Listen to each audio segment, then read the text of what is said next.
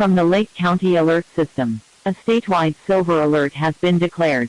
The Hammond Police Department is investigating the disappearance of Valerie Jones, a 59-year-old black female, 5 feet 8 inches tall, 220 pounds, black hair with brown eyes, last seen wearing a pink shirt, black coat and black leggings, and driving a gray 2013 Nissan Rogue with Indiana registration RHC 564.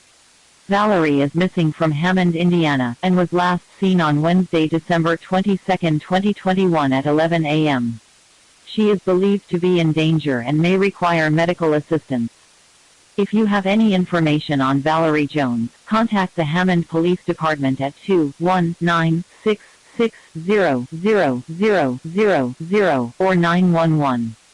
A photo of Valerie can be seen at bit.ly/Jones Valerie. Again, bit.ly/Jones Valerie. This concludes this Silver Alert.